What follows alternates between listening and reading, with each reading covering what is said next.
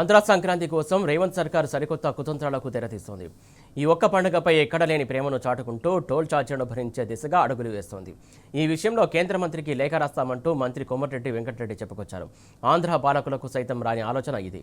పైకి traffic jam కాకుండా ఈ ఆలోచనని కుంటి సాకులు చెబుతున్నా కాంగ్రెస్ ప్రభుత్వం మాత్రం పథకం ప్రకారమే టోల్ను భరించేందుకు ప్లాన్ చేస్తోందని స్పష్టమవుతోంది. నిజంగానే టోల్ ఛార్జీలను రద్దు చేయాలంటే ఈ ఒక్క పండుగకు మాత్రమే ఎందుకు చేస్తున్నట్టు? వాస్తవానికి దసరా, దీపావళి, తెలంగాణ పెద్ద పండుగలు. ఈ ఫెస్టివల్స్ సమయంలో టోల్ ఛార్జీలను రద్దు చేయాలన్న ఆలోచన రేవంత్ సర్కారుకు ఎందుకు రాలేదు? పైగా రేట్లు పెంచి ప్రజలను నిలువుదోపిడీ చేసింది. మరి అప్పుడు టోల్ ట్యాక్సులను భరించాలన్న ఆలోచన రాలేదా? ఆ పండుగలప్పుడు లేని ఆత్రం ఇప్పుడు ఎందుకు? ఎందుకంటే జీహెచ్ఎంసీ ఎన్నికల్లో లబ్ధి పొందడం కోసమే ఈ మాస్టర్ ప్లాన్. ట్రాఫిక్ను మేనేజ్ చేసే తెలివి లేక ఈ టోల్ ఛార్జీలను భరిస్తామంటూ ఎందుకు డైలాగులు చెబుతున్నారు? మరి వచ్చే దసరా, దీపావళికి టోల్ మినహాయింపు ఇస్తారా?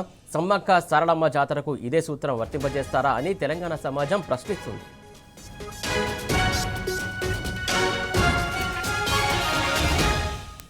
రైట్, ఏదైతే సంక్రాంతికి టోల్కి సంబంధించి వెళ్ళే వాళ్ళకి ఏదైతే టోల్కి సంబంధించి ఛార్జెస్ ప్రభుత్వం భరించడానికి ఒక ప్లాన్ వేస్తుంది. దీనికి సంబంధించి తాజా అప్డేట్స్ అందించడానికి మా కరెస్పాండెంట్ కిరణ్ సిద్ధంగా కూడా. కిరణ్, చెప్పండి, ఏదైతే దసరా, దీపావళికి సంబంధించినటువంటి అప్పుడు లేనటువంటి టోల్ సంబంధించి ట్రాఫిక్ ఇష్యూస్ సంబంధించి అప్పుడు లేని ఇప్పుడు ఎందుకు కొత్తగా ఈ డ్రామా వెనుక అసలు కథ ఏందనుకోవాలి మనం? సురేష్, ఏదైతే ప్రధానంగా రాష్ట్ర ప్రభుత్వం వ్యవహరిస్తున్నటువంటి తీరు, ఈ టోల్ ఛార్జీల అంశం ప్రధానంగా కొంత వివాదాస్పదం అవుతుంది. ఎందుకంటే తెలంగాణ పండుగల మీద వివక్ష చూపుతూ ఉన్నటువంటి పండుగలు కావచ్చు, జాతరలు కావచ్చు, ఇవేవి కూడా పెద్ద మొత్తంలో జిల్లాల్లో ఉన్నటువంటి జాతరలకు, పండుగలకు వెళ్తా ఉంటారు తెలంగాణ వాసులు.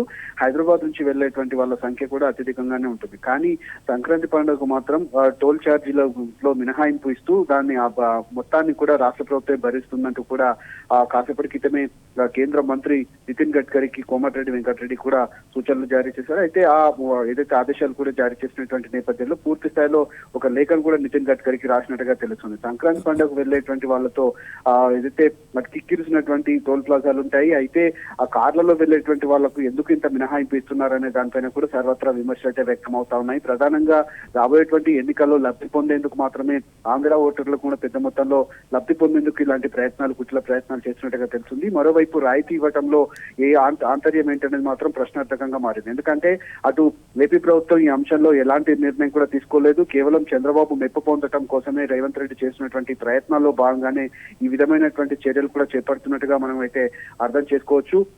తెలంగాణ పండుగలైనటువంటి ఇటు దసరా కావచ్చు, దీపావళి కావచ్చు, ఇటు ఇప్పుడు వచ్చేటువంటి సమ్మక్క సారక్క జాతర కావచ్చు, అంతేకాకుండా నాగోబ జాతర కూడా పెద్ద మొత్తంలో భక్తులు కూడా వెళ్తా ఉంటారు. కానీ ఎక్కడ కూడా రాయితీలు ఇవ్వకుండా 2 సంవత్సరాల నుంచి వాటిని ఇబ్బందులకు గురిచేస్తున్నటువంటి ప్రభుత్వం ప్రస్తుతం సంక్రాంతికి వెళ్లేటువంటి వాళ్ళకు మాత్రమే ఇందులో మినహాయింపు ఇవ్వడం పట్ల కొంత విమర్శలు అయితే వ్యక్తం అవుతున్నాయి. ఈ నేపథ్యంలో రాష్ట్ర ప్రభుత్వ తీరు అంతా కూడా కేవలం మెప్పు కోసం అత్యుత్సాహాన్ని ప్రదర్శిస్తున్నటువంటి రేవంత్ రెడ్డి ఇంత ₹1 కూడా లేదు, అసలు తనను కోసినా కానీ ఒక పైసా కూడా వెళ్ళదంటూ చెప్పినటువంటి రేవంత్ రెడ్డి ప్రస్తుతం 8,000 కోట్లు భరిస్తామంటూ కూడా కొంతమందికి రాయితీలు ఇవ్వటం పట్ల కొంత విమర్శలు అయితే వ్యక్తమవుతున్నాయి. ఈ నేపథ్యంలో కోమటిరెడ్డి వెంకటరెడ్డి కూడా ఇది లేఖను కూడా ఇటు సెంట్రల్ మినిస్టర్ అయినటువంటి నితిన్ గడ్కరీకి రాసినటువంటి పత్రికలతో రాబోయేటువంటి ఎన్నికల్లో ఇలాంటి లబ్ధి పొందేందుకు ఇలాంటి కుట్టిన ప్రయత్నాలు చేసినట్టుగా మనమైతే అర్థం చేసుకోవచ్చు.